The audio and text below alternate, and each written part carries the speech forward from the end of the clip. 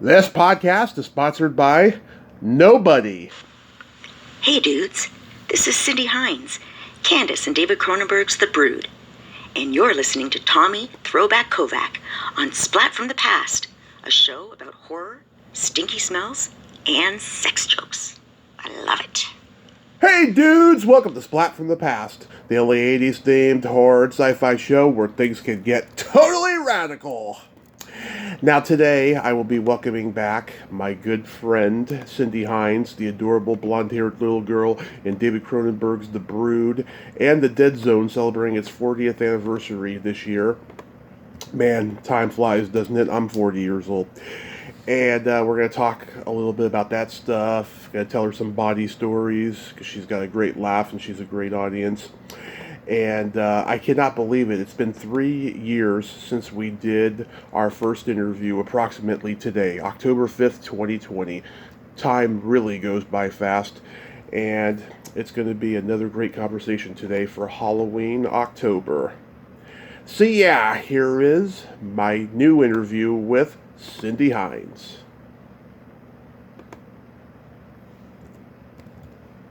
Hey Cindy, welcome back. How are you? I am doing well. Thank you for having me back. I guess I didn't scare you too much last time. Oh, I'm surprised I didn't scare you last time with all my stories I told you. Oh, it's great to talk with you. Oh, thank you. Likewise. Yeah, I had some technical difficulties restarting my computer and all that shit, but here we are. And you know what's funny? I realized today is 3 years, approximately, since our first interview. Oh my gosh, it's been that long. Wow. Yes. Wow. That is so cool. That's great. October 5th, 2020. Oh, wow. And wow. It's Steve Miller's birthday. He turns 80 today. And it would have been my stepfather's birthday if he were alive. Crazy how things work out. It is, eh? Look at that, and not even planned. Well, you know, things happen, right? Things happen, absolutely. That's fabulous. Yeah, it's Halloween October, and I'm a happy guy, and I'm counting my blessings. Fantastic, as am I. That's great. So, the other night, I was watching The Brood. It had been a while since I watched it, and it put me in a great mood, strangely enough. It holds up, you know, as a scary movie. I just still love it, and I want to start by asking you, if you could do a reboot today, what would you like Candace to be doing now? You know what I think truly should have been worked in if it could have? Maybe they would allow it now, is the background stuff of Candy having reactions to every single time a broodling was killing somebody. So that had been cut out. I believe I may have mentioned that before, but anytime one of the broodlings was killing somebody, David filmed me having some kind of violent outburst of some sort, or aggressive outburst, and it all got cut out from the movie, so none of that part got shown. So it'd be really cool to see something like that, where there actually is a true connection that is seen between, you know, and it would explain maybe why Candy was always so quiet about the beatings, why Candy never said anything to her father all those years, why Candy never, you know, because she considered them brothers, if you will. Yeah. I mean, we talked about this the first time. The movie was, you know, based on Cronenberg's own feelings about going through divorce and all of that stuff. Because this movie came out right in the middle of America becoming more aware on the negative effects of people getting divorced, and particularly how it affects the children. Because right around this time, Kramer versus Kramer came out, and that's a great example there. Yeah. Absolutely, right? And, you know, so everybody, you know, all along is, you know, looking at this poor, sad expressions on my face, but wouldn't it be fun if that wasn't really poor, sad expressions because Mommy and Daddy weren't together anymore, but I was feeling bad about my brothers being held hostage or something? Who knows, right? Could always put a fun little twist on it and make it a little bit different, and opened up to the sequel, which there's always been room for. So I was a hyper little kid, and I was always getting into trouble around the house. I literally thought that I was the reason why my parents were getting divorced. Like literally at that time. Yeah, it can be absolutely devastating for kids. I know. Same thing with myself and my brother. We were very, very young. My brother is 4 years older than myself, but he took it very, very hard when my mom and my dad divorced. He did not want them apart, and it was very, very difficult on him. He idolized my father. It was such an impressionable time in his life. He was 6 years old, 7 years old. So I was young enough to just kind of go with the flow, and I do truly believe it can make a difference. When kids are really young, I think they adapt a little bit easier.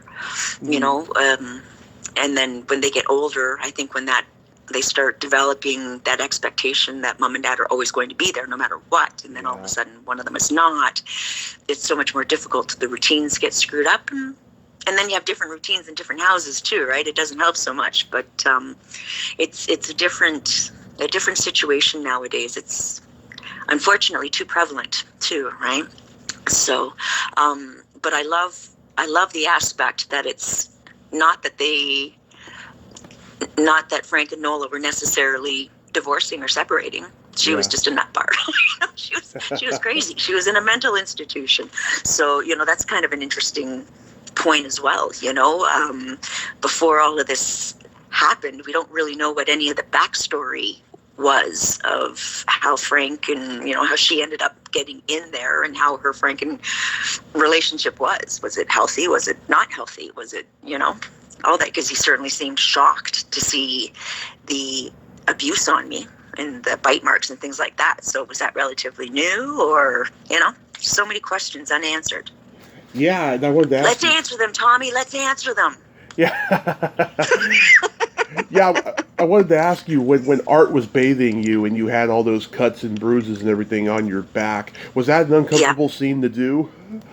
It was, just because of at my age, and of course, I had to be topless, so I was a little bit uncomfortable. Not overly, because I was still young enough and I felt safe enough, and they were it was a closed set, so it was only just a few people that were necessary in the bathroom. And I remember even at one point that my underwear were actually, because I was wearing underwear, they were showing though a little bit. And David asked me, and he asked my mom, and mom said, it's up to me. And I'm like, it's okay, I'm comfortable. They just let me sit in a comfortable position, and it was good. I felt perfectly safe. And before I would get up, they hold up the towel for me and wrap me up, and it was great. And Art was just really, really sweet. It felt okay. You know what I mean? Like, he was such a good man, such a good dad himself, that it just felt safe to do that scene. And then again, I had to do it with the photographs and everything as well, right?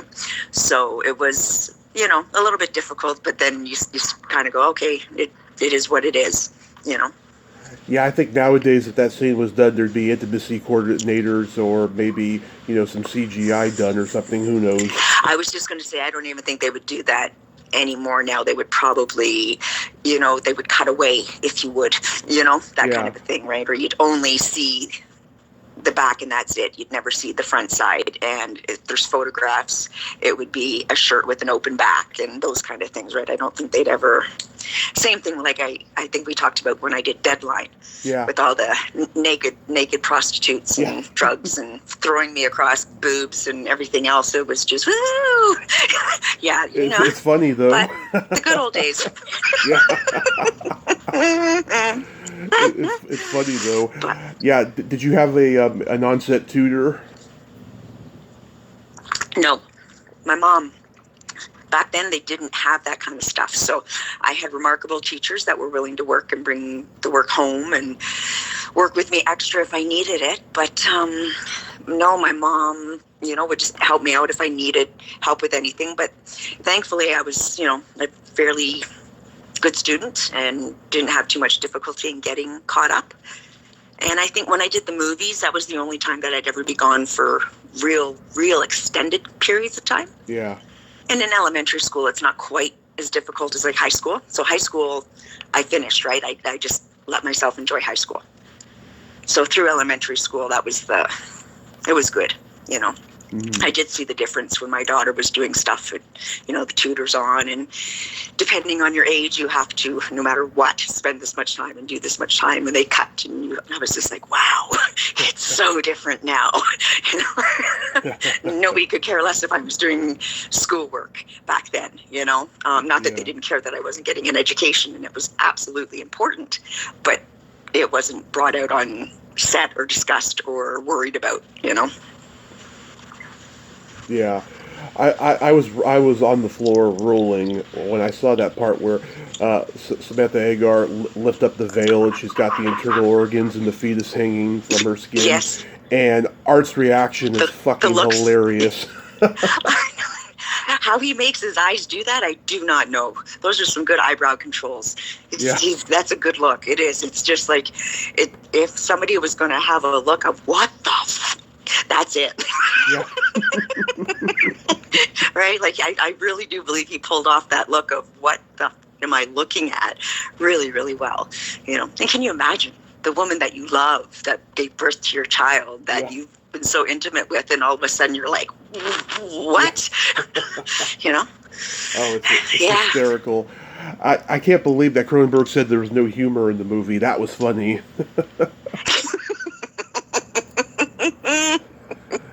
Yeah. Oh my gosh. Yeah, well, we're sick puppies too, so. Yeah. Do you have any favorite kills in the movie? Because I love the snow globes. That cracks me up. Oh my God. Well, yeah. Well, snow globes are pretty tough, I gotta say. But I gotta be honest. I kind of loved the action with Oliver Reed at the end. Oh, yeah. The other ones were quite simple, and me and my, even being at that age and watching the movie, I'd be like, as if she did not see him climbing up on that wall, and as if Grandpa did not notice him, and as if my father did not see that thing in the one of those things. But I loved how it happened with Oliver, because he saw it coming. You knew he knew he wasn't getting out of there, as much as he wanted to. I believe he carried off the scene very well too, with the look on his face and everything else, and how it all went. But I just loved that you really got to see the nature of the broods, how vile and wicked and angry they are, what they're capable of truly, without any weapons too, just with their hands and their, that's all they used was just, they didn't have any tools. So believe it or not, that is actually one of my favorite kill scenes, because it was just so involved and so dramatic and such a incredible ending. Oliver Reed, he made another Canadian horror movie a few years later called Spasms. Did you ever see it? I did not. I did not see that one. Oh, it's great. It's him, Peter Fonda, Marilyn Lightstone, who I interviewed. Oh my God, she had no recollection of ever making this movie and most of the movies I talked to her about. It's kind of a Cronenberg rip-off body horror kind of movie. But William Fruitt, I think he's a genius. He really, in any type of genre too, and he's proven that in his later works. He changed things up. They're still all visceral, still very psychological, but different. I love that he played around a bit with things, and my goodness, did he ever birth in a very talented family? Absolutely. And earlier this year, I talked to the legendary Sid Croft, and I mentioned Felix, and he confirmed something that Felix told me in our interview. In 1968, Felix went on location to do a movie, and when he came back to Hollywood, literally nobody remembered him. I mean, he had to start all over again, and it wasn't until he met the Crofts, then his the next phase of his career, took off. Wow, that's incredible. That's I had no idea. No idea. Isn't that crazy? I just remember them both being so incredibly kind and sweet and caring. Like, just always. Two beautiful men. him and Johnny. I loved interviewing Felix, and I'll tell you something funny. He did an episode of The Monkees. It was a circus episode, and he plays a little dwarf clown. And during the epilogue of the episode, he's going around saying goodbye to each monkey individually, and Davy is making out with the circus owner's daughter, and Felix has this look on his face of envy and jealousy that's so adorable with that makeup on his face. It's almost like a teary-eyed clown kind of a face. And I went years without seeing that episode, and I never forgot it. And when I brought that up to him, he was laughing. He was like, I actually remember making that face and then seeing it later and going, God, why was I making that face? That's so fantastic. Oh my gosh, that's really cool. That's, when you can remind somebody of something fun like that too. Yeah. That's great. That's great. It holds a special place in my heart. Yeah. And when we hear stories like that from people that we've touched, it's an unbelievable feeling. It really means a lot. It is. Can you believe it's been 40 years since the Dead Zone? No. 45 since the Brood. I'm like, oh my God, I'm old. I'm about to turn 53 in a couple weeks. Holy smokers. My brother's going to be 50 in December. Is he? Yeah. Yeah, no, 40 years and 45 for the Brood. It's just, wow. Yeah, and the Dead Zone was my finale, my acting finale. Yeah. People confuse you with the girl who plays Amy, right? Mm-hmm. Yeah. Yeah, you two look very much like twins, and that scene with the nursery fire, oh my God, it is so scary, and it still holds up when I see it. It is absolutely terrifying, and but all I can say is I'm just so glad I was too big, right? I mean, because as I said, I never would have got the honor of working with Christopher Walken.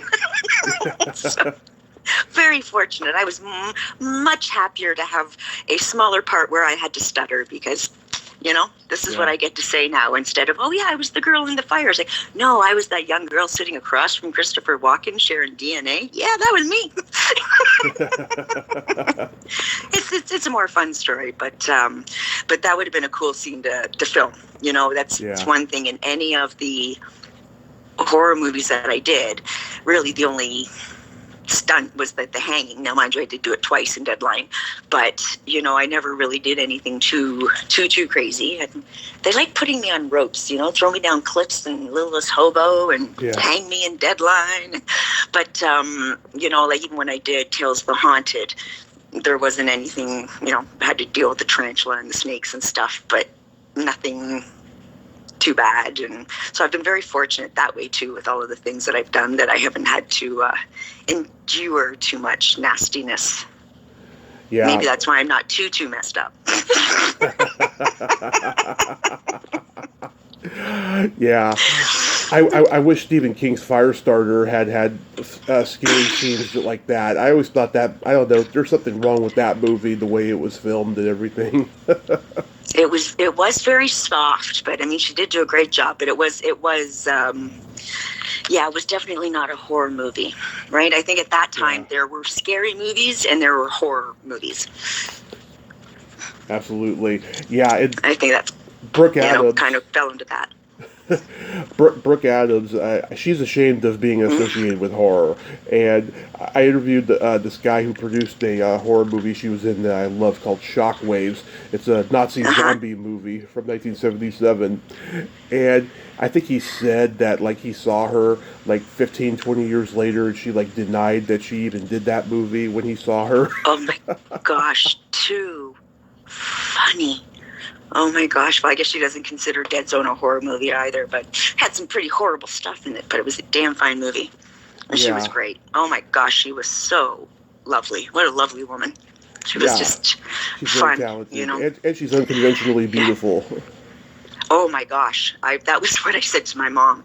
And I remember saying that, coming out of the makeup room going, why is she in the makeup chair? She doesn't need makeup. Yeah. She was just flawless. Like, she was just absolutely beautiful. And that's what I think, I was probably so enamored with her, you know, and she was very kind to me, talking to me, just, you know, small talk and stuff, but she didn't stick her nose up at me at all. She didn't know who I was, and to her I was just this little girl, but, you know, she knew I'd worked with David before and had done other things and that kind of stuff. But yeah, she was just lovely human. Anthony Zerber was wonderful too. Oh yeah, someone tried to connect me with him not too long ago, and he was like super busy because even in his late 80s, he's still a working actor. Oh, good for him. Good for him. Yeah, he was very. It was funny because his character is so strong in the movie, and he was such a pushover and a softie. Like, he was so funny, like very, very funny man. You know, cracking the jokes, but also very nice. Like I said, you know, it was like him and me and Brooke in the makeup and the hair and stuff, and which was kind of cool because, well, Anthony and I shared the scene together, but Brooke was there for something else, but. Again, you know, even though I didn't get to act with them, I got to meet them both and spend time with them, and forever made an impression on me, you know, in a memory that I will cherish always. Yeah, oh, that's great. When you were on The Littlest Hobo, that dog's name was London. Was he well behaved? There's 5 of them. Right? Oh. There's actually 5 of them. Yeah, and actually there's a Facebook fan book page for The Littlest Hobo. Really? Because it's been such a long-running Canadian thing. I mean, actually, I had somebody send me a message a couple of weeks ago that my hobo was on TV again. I actually just got a residual check. This is so funny. I wanted to share this with you too. Side thought. Okay. For The Dead Zone. I just received it a couple of weeks ago. A residual for $186. Wow. So we're talking 40 years later. I received $186. My question is, what did Christopher receive? But I digress. Too funny, eh? But, that is crazy that there's a group dedicated to that dog, and there's 5 of them. Wow. Well, I think it was because it was such a family show, and it was filmed all throughout the Toronto area with local actors, and then you'd have your famous ones that would, you know, step in and stuff, you know, to be the special guest star or whatever. But so many people have photos, and so many people met Chuck. He used to tour around with the dogs and go visit schools and go, you know, and show them off and go on talk shows and stuff. Yeah. And then the second episode, so the main episode that I was in, because I was in 2 of them, but the main one that I starred in with Derek was the last filming for that one dog, because he had severe hip dysplasia. Oh. And that's how they were able to film the getting over the log and making it look so real and heartbreaking. Yeah. So he wasn't in any pain, and he was doing okay, and he did the scene, and I don't think there was a dry eye. It was really quite emotional. But all of those dogs were so good and brilliant. And, you know, he had the station wagon, and you would just, you know, get to this. But it's weird because there's a lot of time when you're filming and there's no dialogue because it's the dog doing stuff. So you have to be quiet. And he's yelling the commands at the dog to do the things, like when I fell off the cliff and the dog is supposed to be pulling me back up. You know, there's horrid sound over effects. I just cringe every time I watch the episode, but I digress. You know, Chuck's yelling at the dog to pull on the rope and, you know, pretending he's pulling me up the hill and stuff like that. And it was quite amazing, actually, watching how it was done and how smart they were. Interesting. Wow. And yeah, then I got to work with James MacArthur on that one, Hawaii Five-0. Oh, wow. Dano. What's your favorite movie of all time? Shawshank Redemption. Oh, it's a good one. It is. I've got to say it. It truly is. And then the other one that always catches me is $1 Million Baby. Yeah, I have a little bit of a resentment toward that movie because around that time, Clint Eastwood faced a lot of controversy and the fact that, you know, the plug is pulled on Hilary Swank, you know, and he was saying, he said something so ignorant, you know, only a right-winger would say this. He said, you know, if you have a disability, you know, why go through life? You're useless. Yeah, I just thought that was so ignorant of him. Yeah. Absolutely. I wonder if I would probably hope that he misspoke and didn't mean it quite like that versus somebody like her character that was that was a prize fighter. All she knew, all she wanted to be, and she was now going to be a complete vegetable laying there doing nothing for the rest of her entire life with a family that stole all her money. And she wanted nothing more than to be put at peace. Right. So he gave her a needle, and so, but what he said, and so I kind of look at it going, if he said that, I wouldn't have necessarily thought of my son and thought he referred to my son. I would have thought he assumed people that are like that, that want to go, that are cognitive, like she was in the movie. Yeah. And was trying to and wanted and there was no assistant. It's tough, but that shocks me and is really an ouchie to hear something like that come from him, especially after that movie. Yeah, I remember she went on Saturday Night Live and she did a Debbie Downer sketch where she's Debbie Downer's sister as herself, Hilary Swank, and she's going to the Oscars to get the Academy Award for the movie, and Debbie is just, making her depressed throughout the whole ceremony. Oh my God, I love it. I got to look up that one. That would be great. Oh, it's on YouTube. Yeah, I watched it not too long ago. Yeah, but it's funny, because I didn't really know much about Hilary Swank or anything of it, but there was just, and that's not even a type of movie I would typically watch. Yeah. But I caught it partway through one time on TV and kind of got stuck and watched it. So then I ended up finding it and watching the whole thing. And then it ends up being one of those movies that if it happens to come on, I will stop and stupidly watch it for the 1,000th time. Just like Shawshank. I mean, I could probably sit there and say it word for word. I think that's just one of the most fabulous movies ever written and directed and filmed. And I just loved everything about that movie. My favorite movie of all time is Back to the Future because I think we all have that fantasy of going back in time and seeing our parents in high school and finding out, things about them we never knew. Absolutely. Well, unfortunately, I think I know too much about my parents. I don't want to know. Yeah, same here. I mean, there's a lot that I do know that I wish I didn't. But you know what? I am a Back to the Future geek. I got to tell you, I was the first one to go out and grab that box set when it came out with all of them. And I'm like, you say there's a new Back to the Future? I'm going to be the first one lining up for it. I absolutely love those movies. I have the 2000... And E.T. I'm an E.T. geek too. Yeah.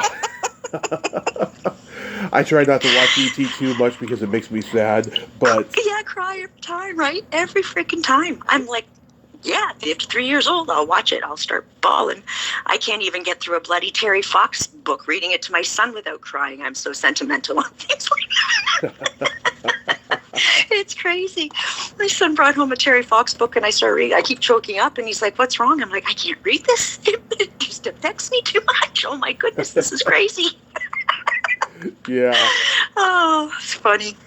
Yeah, I mean, I've become friends with Claudia Wells, who played Jennifer in the first Back to the Future. She has an Armani store in Studio City, and my mom and I visited it, and she gave me 3 dress shirts that would normally be about $500 a piece. She gave it to me for $75 altogether, and free autographs. I thought that was so nice. So nice. So kind. Oh my God, that's lovely. Absolutely. Yes. That's wonderful. And she loves my jokes. Well, you got good ones, man. They just come out so effortlessly. Thank you. Yeah. I was curious, when you worked in the restaurant business, did you get ripped off a lot by your employees? Oh God, yeah, of course. Yeah, it's like of course, it's like, giving away drinks to their friends or taking food when they shouldn't, and there's always a thing like don't stop grabbing the fries. Like just because you throw out a basket of fries doesn't mean you should be sticking your fingers in there or popping one in your mouth, and but it's frustrating. But then you also kind of gotta go, okay, some of it you got to let go because you want them to work hard and you got to pick your battles. How serious is this versus how serious is that? So, I kind of go, okay, how about if I offer you a great discount, then maybe you won't steal my food. If there's a return of something and it's not touched and it's edible, then if you guys want to share it, I'm cool with that too, because we have to do a refire or a remake on something, right? But I was always like, no, don't just help yourself. I paid for it. You ask me first, please, if I want it. And then it goes out to everybody else. But truthfully, the dash and diners were the worst. The people that would come in Uh-huh. and order a whole bunch of stuff and then, take off. I felt so bad for the servers. And most of these ones were not cheap. We'd have $80, $90, $150 bills, and people would just take off. And you'd have the cameras and you'd call the cops, but nothing you can do. Nothing you can do about it. I mean, I don't know why people, especially people in show business, want to own restaurants, because I can just imagine it's got to be the worst, because it's all on you if everything goes wrong, you know? Oh, 100%, right? And you can't get away from it. And as much it's fun and it's rewarding, because who doesn't love to give a good meal to words of wisdom friends and from stuff, and an have everybody expert enjoy themselves, and on that's what it's all about, right? We're service people. We want to make people happy, and we want to have them come back and see us. However, there's so many people to babysit, and so many personalities to work. And this person hurt my feelings, and that person said this about. I'm like, okay, grow the fuck up. Come on now. We got to work together, people. That could be a real difficulty, when all of a sudden there's a night of clashes. Forget it. Your restaurant's not going to run well. Yeah, I mean, Sylvester Stallone, Arnold, and Bruce Willis had Planet Hollywood in L.A. for a long time, and in other places, and then that fizzled out really, really fast. I never even got to visit one. Oh, no? Yeah. Yeah, there's quite a few around here, but I think anybody will tell you, depending on the type of restaurant, you really need to be hands-on too. And there's not a lot of money to be made in most restaurants, there's just really not. You've got to have a huge clientele base coming in all the time, because you make so little on every plate. It's not a fun industry, and the workers have it the worst.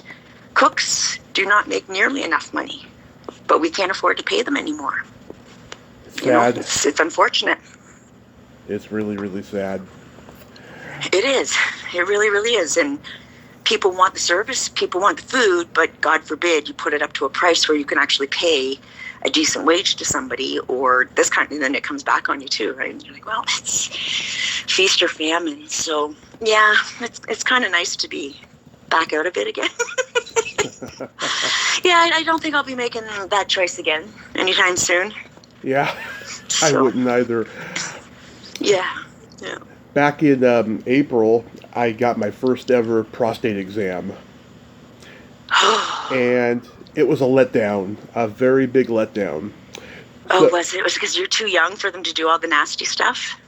No. Well, I'm 40 now, so it's not a big deal. Aren't you still young? Isn't it like 50? I thought it was 50. I think they started doing 40 now. Good. They should, they can catch it sooner. It's better. Yeah, so but what happened? Why was it a letdown?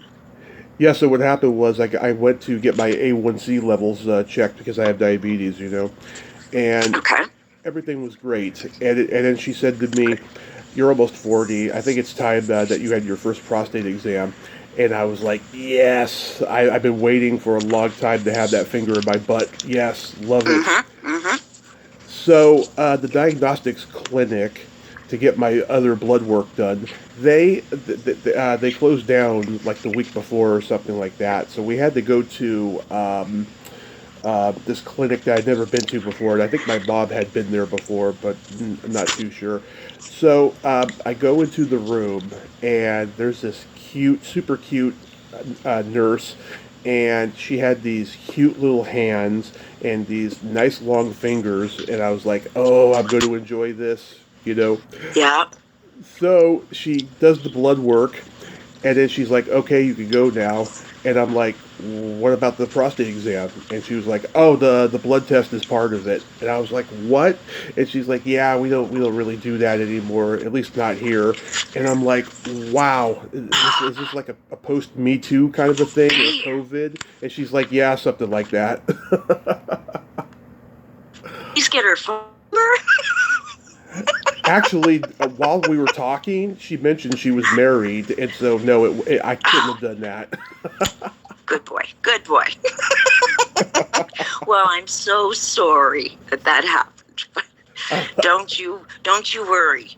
Someday they're going to give you an enema, and then you know your time has come. Yeah. I love that, though. Did you just get when a they say number? fill this prescription and just no, I have not had one, but I've had a few people in my life that have, and I'm just like, Dave, all the best to you. No problem. I can now vote whatever you need. Got to live on the toilet for the day. All good. Yeah. Yeah, no, not something I'm looking forward to. Let me tell you. Oh, But that's gotta be the worst. it's okay. You know what? They actually send us up here. What did we just get? I just got it in the mail, and it's a test for it. Let's see. They mail you a little package so that you can send in your poop and get it all tested and make sure that you're all I good. heard something So like it's lovely. that, and I was like, oh, that's gross. Yeah. So they send you this nice little tube, and you poop on a little piece of whatever, and then you run your little stick in it, and you stick it in the tube and stick it in the envelope and send it back in, and they send you a letter and say, you're all good. Hopefully. I am sorry. That is gross. So, it is, but you know what? I'd much rather do that because it's not quite so, it's less embarrassing than walking out into the, office with your sample going, here's my poo. Yeah. I'd rather mail it. It's faceless. Oh my God! This is what it could be anybody's poo. This is what our world has come to. You realize this, right? I know, right? Oh my gosh, unbelievable. But yeah. Back in. So you got plans for Halloween or what? What are you doing this year? It's funny. I was going to ask you because you have a birthday coming up. That's like around the same time, right? It is. Actually, Frightmare in the Falls is going on. Yeah, you're going to beat Greg there? Well, I'm hoping to be able to make it down because, as I said, it's like 6.5 hours for me to drive. So I'm trying to figure out a way to get down there for at least a couple of days. Blood in the Snow is also going to be there. They're a sponsor and doing a lot of the Q&As for some of the movies and stuff, and talking about the festival that's coming up in November. But I am hoping because it's been 5 years since I've been there, and I think it would be a lot of fun. Just to hang around and go see my old friends, and I haven't seen my Blood in the Snow gang in quite some time since I moved up here to North Bay, and I think I deserve it. It's been a while. Yeah, I think you should go, and I'm going back on Greg's podcast about 10 days from now, and super. Looking forward to it, and I heard it's a pretty good lineup that they got this year, but they do. They've got a really good lineup. For Halloween, though, I'm just going to watch horror movies, and eat sugar-free candy. I stopped dressing up about 8 years ago. Did you? Yeah. Actually, I've always the last few years we've turned out the lights. I live down a pretty long driveway, so I found the first year no kids came down it. So then last year I just turned out the lights, and Aiden and I just kept all the candy for ourselves. I'm so bad. We actually did say that this year, if it was nice, we might set a table up at the end of the driveway and go out because we've got quite a few kids in the neighborhood. They're of age to trick or treat. So we'll see. But now that he's 21, he doesn't really care too much anymore. But I tend to just take it easy. Like I say, if I can get away for a few days and be there with Blood in the Snow and see Paul and a whole bunch of I know I'll run into so many people there that I know. It'd be a lot of fun, I think. So. And then we got Blood in the Snow coming up in November, nice. Which is really exciting too. So it's been sponsored by Super Channel for the last few years now. So once again it is, but that's running November 20th to the 25th this year. And they're holding screenings at the Ruth Bader Theater. We've changed venues. It's grown so much and exponentially. And they're just finalizing all their picks for the festival. So that's some fun stuff going on too. I always love this time of year. It's a great time of year. Yeah, I'm going to a con in Sacramento on the 21st, and I'm going to meet Elvira, and I can't wait. It's going to be great. Oh my God, that'll be That's one woman I've always thought would be so cool to meet. She's got to have some incredible stories. Yeah, I've been a fan my whole life, and every time I go to Monsterpalooza in LA, her line is all the way out into the parking lot, so I never get to meet her. But this time I will. I got the photo op and everything, even though there's going to be a plexiglass between us because of COVID reasons. It's going to be great. Awesome, good for you. That's great. That's great. So as a Scorpio, like, do you have all the characteristics? Do you hold grudges? Are you moody? Are you constantly horny? No. I am loyal. Uh-huh. I am honest. I am kind. I am trustworthy. I wouldn't say I'm not. I don't hold grudges. I'm definitely not that way, but I'm quite fiery in temper. So they always say that that's the redhead coming out of me, even though I'm blonde, but I've got the red in me. Yeah. But I'd say for the most part, I probably have most of the attributes of the typical Scorpio. I'm pretty passive, truly. I mean, I'm outgoing, but I'm also a very passive, quiet person. I love to go out and have fun, but you will find me more times than not just sitting quietly at home, staring out into space, you know? Yeah. Do you still have the piercing hole above your belly button? I do not. It is gone. Wow, how did that happen? Well, I took it out because it got sore because I hooked it on a pair of pants, and then I left it out too long, and then when I went to try and put it back in, it hurt, so I said screw it, and then I just left it out, and now it healed over. There you go. But Nice. I'm trying to decide about getting another tattoo, though, where I want to get it. So time to get some tattoos, I think. I need more. Oh, how many tattoos do you have? I have the infamous tramp stamp, which I didn't know that's what it was called, or else I never would have done it, but I digress. So I did a big one on my lower back of butterflies and stuff for my children and I. Uh-huh. And then I have just a little thing on my back shoulder that I've always wanted to get covered up and do something nicer. And then always my chicken poo-poo father keeps saying he was going to get one, but he never will. So I'm going to get one for him, is a Kilroy. You know, the little image of the Kilroy with the hand and the little nose over the brick wall. That's my dad's signature. He's always done one of those on every time he signed something. So I've always wanted to get one of those as a little tattoo. So I've got one saved to do that. But I really love Georgia O'Keeffe stuff, the cow skulls and the flowers, those kind of things. So I've been looking at some stuff like that and thinking maybe my scrawny little arm might look nice with something on it. It's funny. I wanted a tattoo before my accident, but now that I've had a car accident, like, I don't think my system could absorb the ink the right way. That's what the doctor said, at least.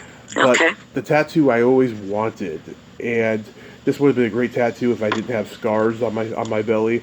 I would have loved a tattoo of Bart Simpson mooning, and my belly button would be his asshole. Oh my God, that is funny. Yeah. That is brilliant. That is brilliant. Wouldn't that be a great tattoo? That would. I hope somebody hears this and does that. I want to see it. Let somebody steal that idea from you. They're out there on the internet. There's pictures of it. Is there? Oh, I'm looking. Yeah. I'm so looking. That is great. That is great. I saw it and I was like, oh, I'd like that.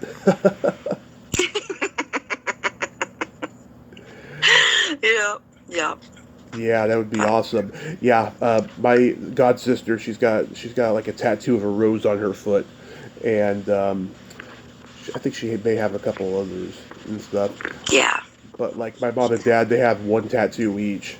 My dad's nickname is Bodiac, and when he was like 19, 20 years old, he had that tattooed on his arm, and it's still there. Ouch.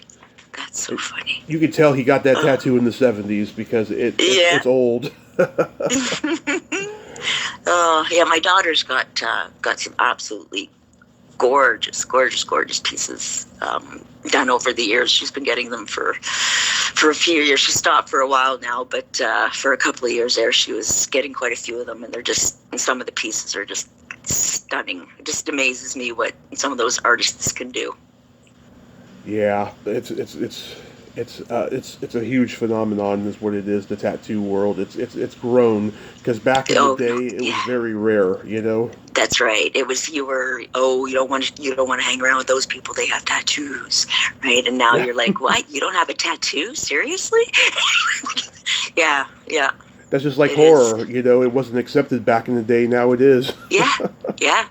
Bigger than ever, right? And then people are searching it out because they want that fun scare. You know, they want to be afraid, but know that they're safe still.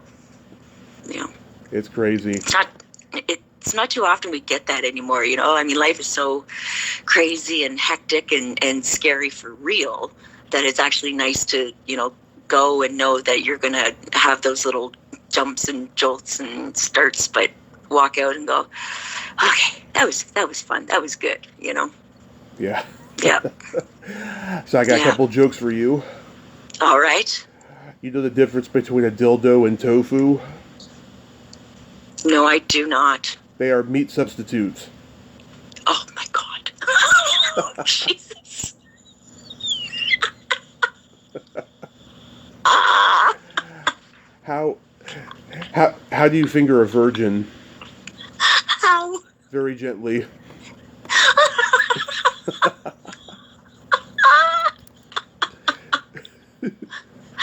So simple and so funny. Oh my gosh. I'll be here all week. Oh my God, the tofu. That's funny. That I like. Oh my God. Yeah, I just heard that one recently, and I'm starting to tell that one now, and it's pretty good. Which one's the better protein substitute? Yeah. Can you get tofu shaped in the... Either way, it's all protein.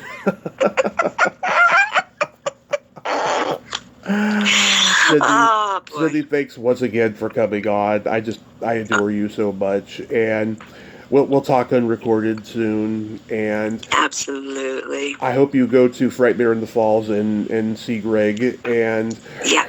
you have yourself a great rest of your day, and be safe out there.